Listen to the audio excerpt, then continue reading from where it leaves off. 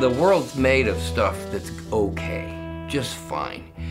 But when something's made by a group of people that really know what they're doing, engineering, time, and passion are put into it, it doubles it. Some people were born and they could write a song, okay? Or they could sing a song. I can't do either. I can't play, I could barely play, but what I can do is figure out how to make something and make it. And my family was from a long line of engineers, and I think something in those genes says, I like to create and make things. When I was a kid in the 50s and I heard that electric guitar, that was a new sound. That was rock and roll, and that was the sound that my parents didn't like. You know, they were from the big band and Benny Goodman and blah, blah, blah, who knows what.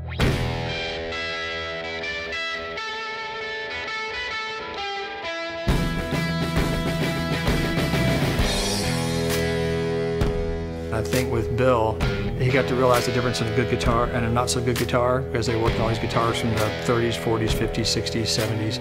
The guitar has changed, and the more they made, it seemed like the quality decreased because they were, you know, increasing volumes of numbers to meet the demand, and that quality element stuck with him. What's the difference in a handmade instrument and a machine-made? Really, the only difference is who made it.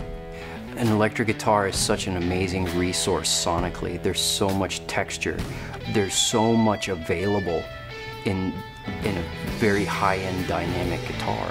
So when we began to do this, it's like, what are we doing this for? Well, we're doing it because we love it, but we have to offer something beyond what you can drive down the road and get inexpensively. The instruments we make, you don't go through the motions and drill a hole and make this thing and all of a sudden an instrument comes out. We don't take wood off the shelf and glue it together and put it on a guitar.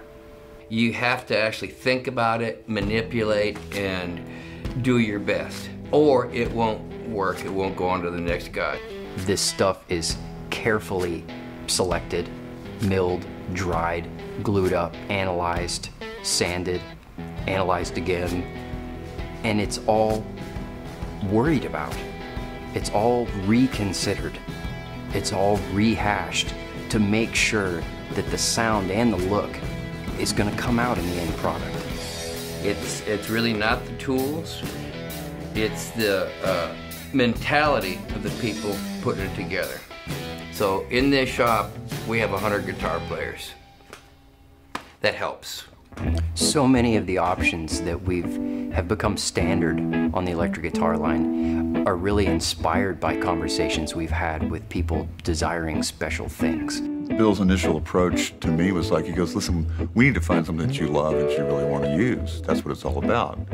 I prefer instruments that don't force you a certain way. I think every instrument in different combination of woods, pickups, what have you, influence, at least me and a lot of people, how you play. The Collings electric guitars, we use a lot of mahogany. It's one of our favorite tone woods that we optimize, and the wonderful thing about mahogany is it has such a wide density range. The maple that we also incorporate as part of the look and the sound of these instruments is very carefully selected for the model as well as the finish that's been ordered for a particular look. The feel that is so important in a guitar of balance and weight, not just sound, tone, not all the stuff that we take for granted, but that feel we've worked so hard at putting into that guitar. And then the tone on top of it, that's a given, but you know, it's got to start there. You got a feel, you got sound, what else do you have? Looks. Collings electric guitars incorporates a few huge aspects to a guitar. The sound has to be there, that goes without being said. But there's something about the way that they look. So what is the top of the guitar? It's the face, it's the look, it's the character. Is this sculpture? Is this piece of artwork that you almost don't want to put back in the case because you're just as happy to look at it as you are to actually play it? And you really have to hand it to Bill with his design sense and then the ability of people here to actually create that. The funny thing is when you're dealing with wood too, it has a life. I mean, it had a life, and it continues to have a life even once it's, you know, taken from a tree to a guitar. You're working with organic materials. Even the pickups will measure slightly different depending on temperature or what day or who wound it or how tight the cover is soldered on, and the color, the grain orientation, and all of these things. So it's almost like you're creating a living machine. Guitar in general is really an idiotic instrument. That is the basic design of a guitar. I mean, it's like, okay, it's tuned in fourth except for this one string, and so the odds are against all of us from its inception, basically, you know. And so anyone that makes that a little bit easier on guitarists, you know, that's grounds for sainthood almost.